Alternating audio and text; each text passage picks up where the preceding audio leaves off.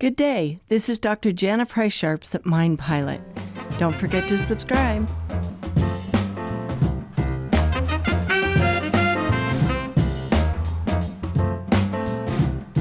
Today we're going to talk about a very touchy subject.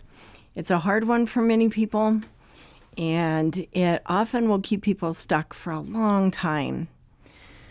It's about forgiving. And a lot of times when I say forgiving to people, the defenses go up and they start explaining to me how they can't. And I think people get confused about forgiving. Forgiving doesn't mean that whatever has been done to you is okay. That isn't what forgiving means to me. Forgiving means letting it go. Realizing that whoever hurt you, whoever that person was or people were, that hopefully they're no longer part of your life or in your life. If they are in your life, then you need to decide whether you still want them in your life. But it does mean letting go, because the reality is, if you don't, it begins to eat you. It begins to consume you. It causes a lot of misery and a lot of anger and a lot of hurt. It can color every day, every minute of every day, to the point that you're no longer enjoying your life because you haven't let go. So again, it's not about thinking in terms of, I will never forgive this person because they've done these bad things to me. It's about, I'm going to let go. And they did what they did. I will never forget what they did. I may never trust them again. I may never want to see them again. And all of those are okay. But it does mean that it's not eating holes through you. So how do you do that? Well, the first thing, you have to kind of work with your brain, because I believe, and this is what I have seen clinically, people hold on to resentment as a way to protect themselves from never getting hurt again. This is especially true when there has been somebody cheating in the marriage or in the relationship. It's hard to ever feel safe with that person again. I've often, when I've had couples in my office, I'll hand them a Kleenex box. And I'll say, if your heart was in this Kleenex box, would you hand it to your spouse? And when there's been a lot of problems, maybe there's been infidelity, people will hold on to that Kleenex box like it's a golden treasure.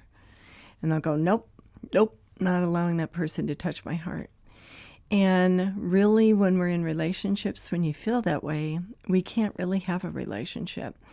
You can have a roommate, you can have somebody you're living with, but you don't really have a relationship with that person. And so I guess one of the things I would say to you is, if that's the case and you're not at a point where you feel like you can ever let go of it, then maybe you need to look at other options.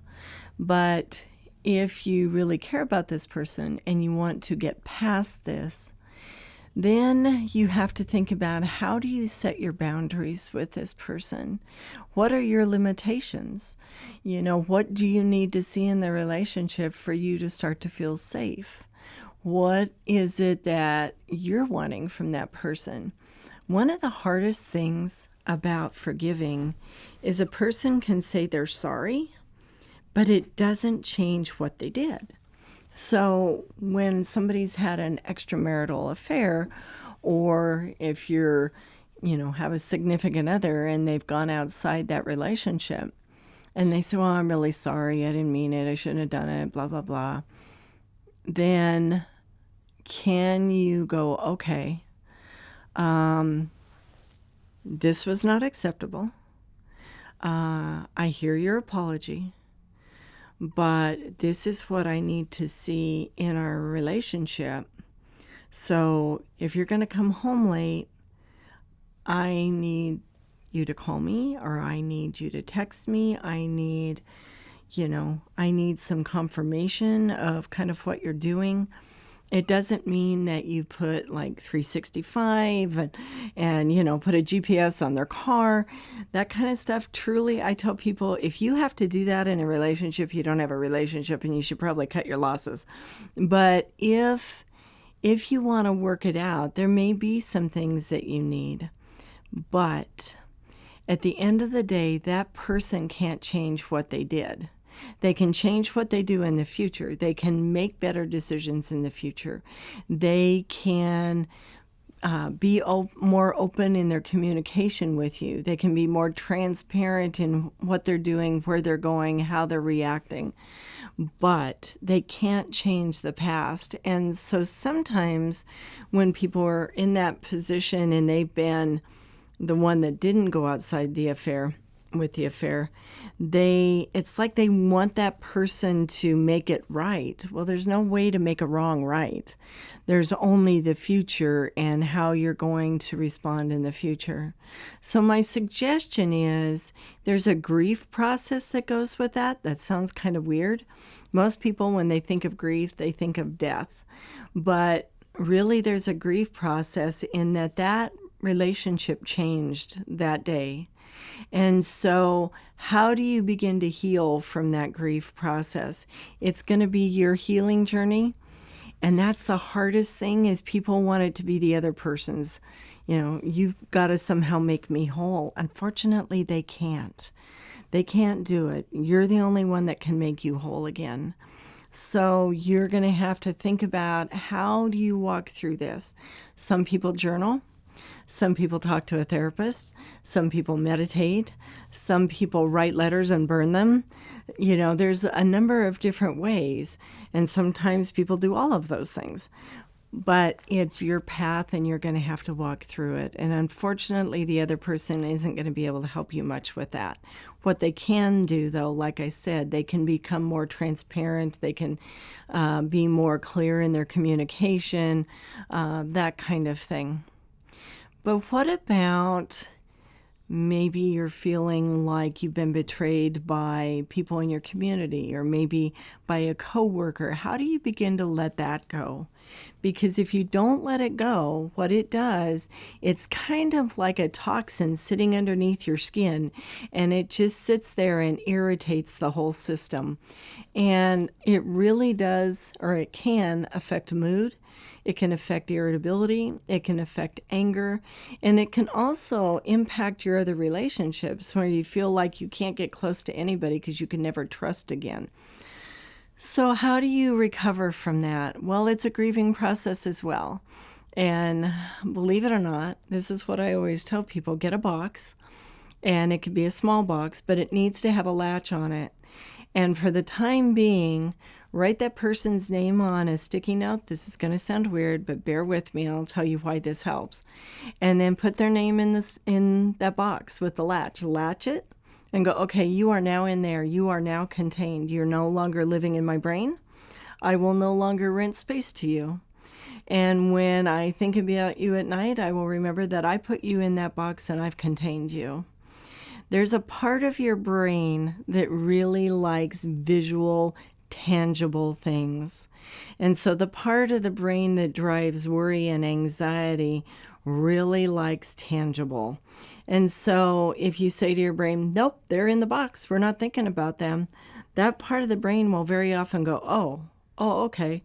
And then you can transition your brain to something else. Now, in the meantime, when they're in that box, if you're still holding that resentment, then you need to get some closure. And there's different ways to get closure.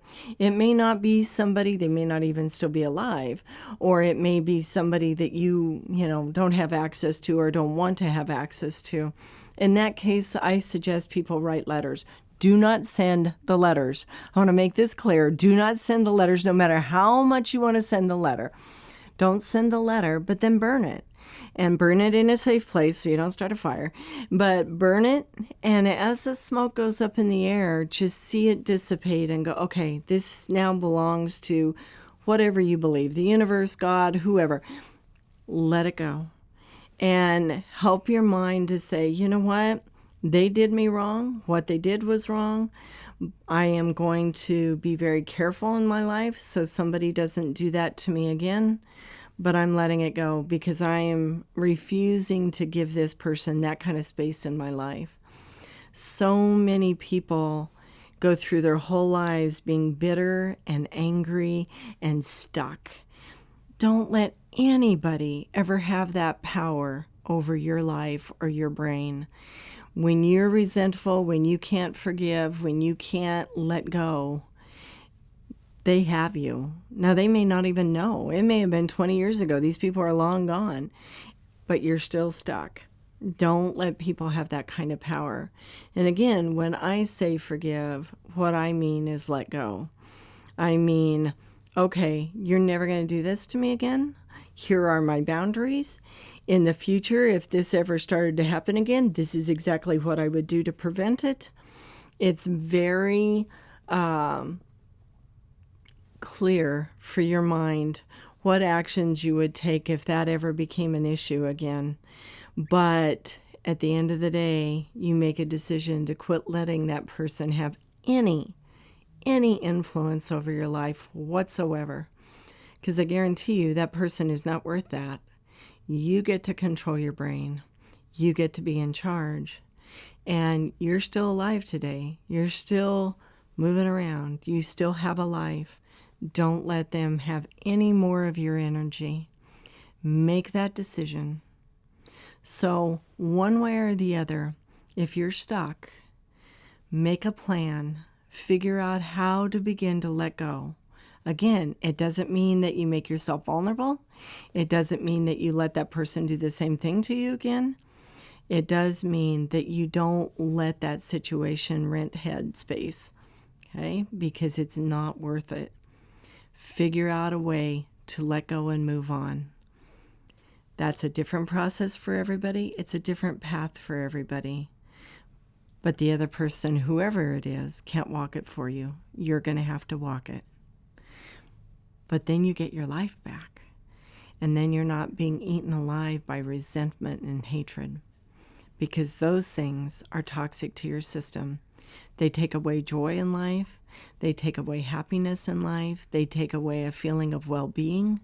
They take a feeling of being centered. It all goes away when people are angry and bitter and hate people and haven't forgiven. So consider doing that. Think about it.